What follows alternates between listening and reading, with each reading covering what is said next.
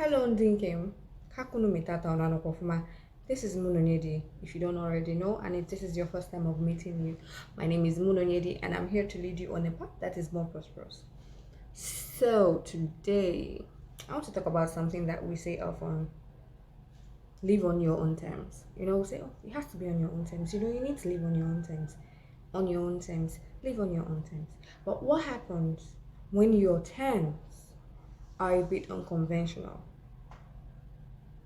Have you ever thought about that? If your terms are a bit unconventional, it becomes a problem. There's also something that we don't know how to do.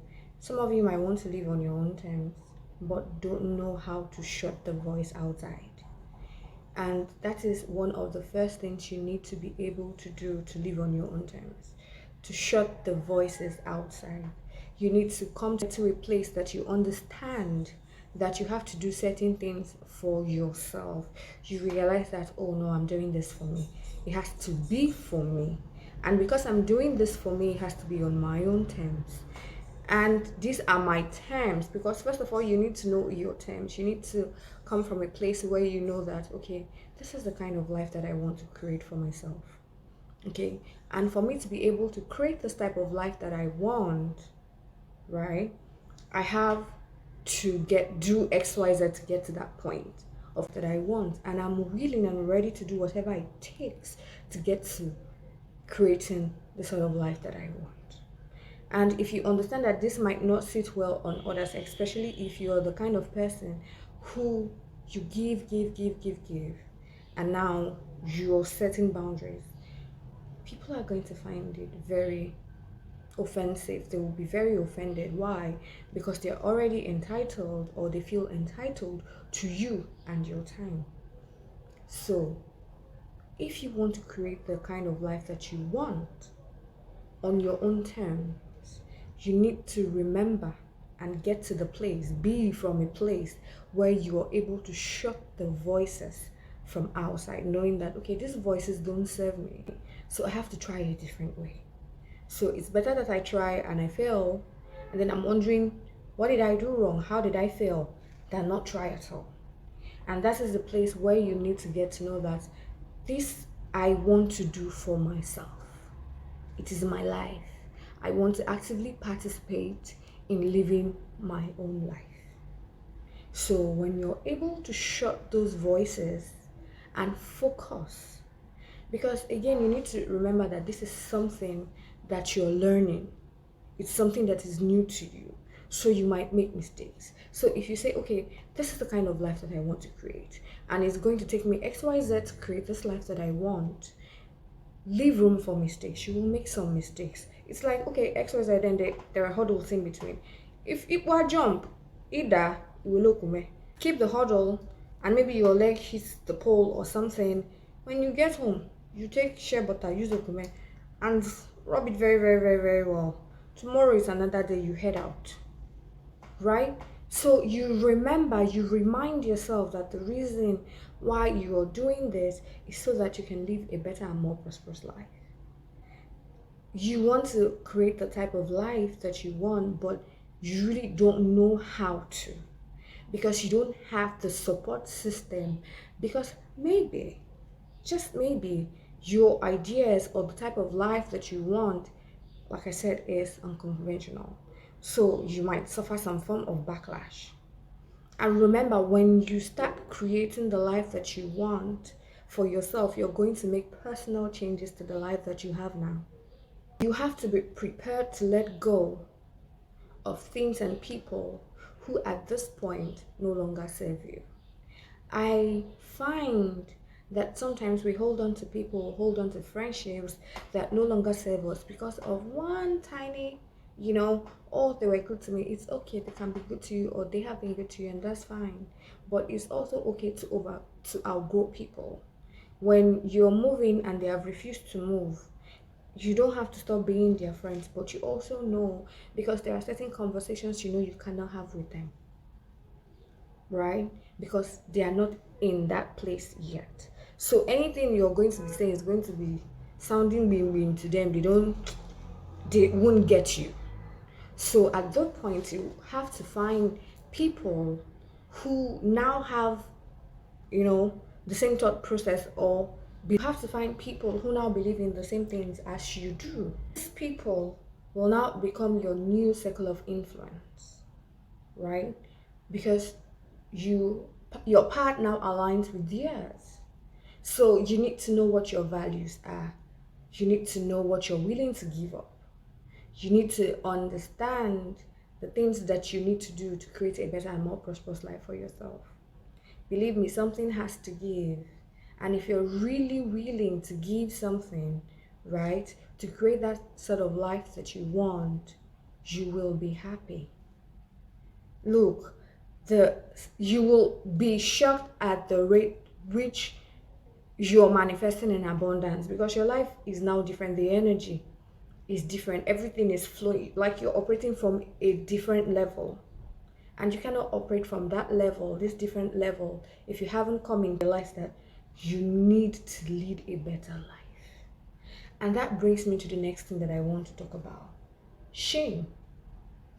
So there is this shame attached to wanting things that are unconventional, simply because you might not have the circle of influence, you might not have the support system. So the support system that you have do not understand your need for something new, because they are used to seeing the old you, and they can't understand why you want to grow, why you want to be different, why you want to improve so much. So there's a level of shame. Either they want to goad you and poke you, right? Am I making sense? Either they want to goad you and poke you to remain where you are, and that is the point where you realize that, okay, oh, now go they see me small now. There is also that shame, right, that stands between you and the kind of life that you want to live. So you need to choose. My ways are a bit unconventional simply because you have been taught that my ways are unconventional.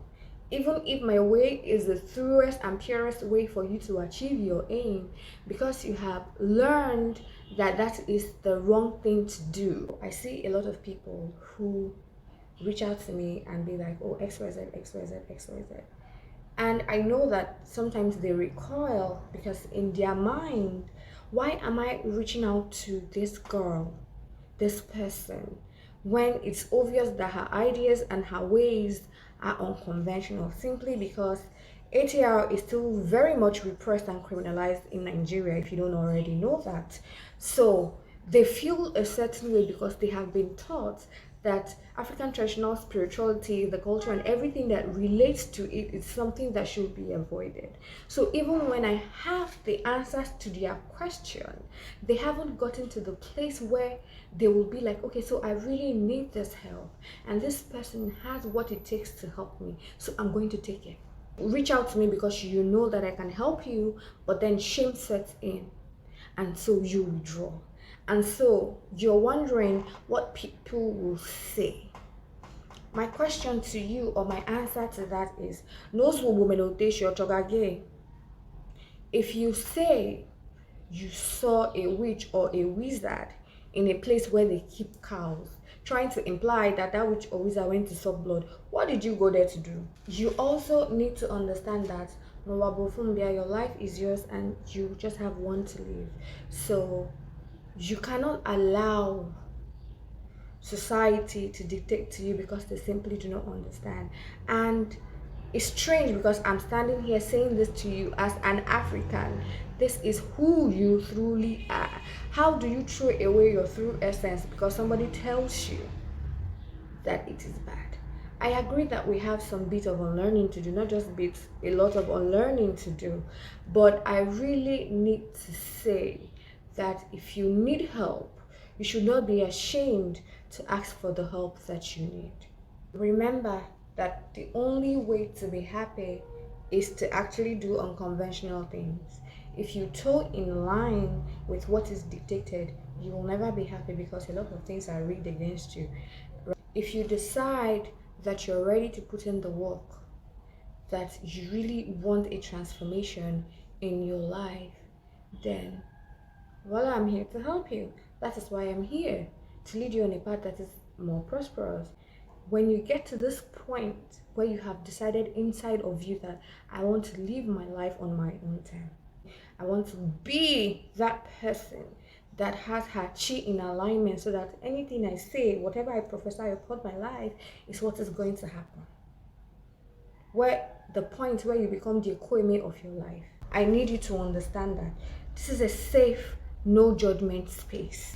You will see the difference between the life that you had before and this one that you're creating with intentions, because now you know what you want. You know the kind of life that you want, and you are creating it. You're not just creating it from a place of, tired but wired, where you're tired but you can't stop going, because if you stop going, what will happen? You're creating from a place that you're chilled and you're manifesting with ease and grace, right? Because that is the kind of life that your chi has brought you here to live. Soft life, right? So you need to get to that place, where you will malo way. But again, you cannot see yourself, know yourself, right? If you do not love yourself.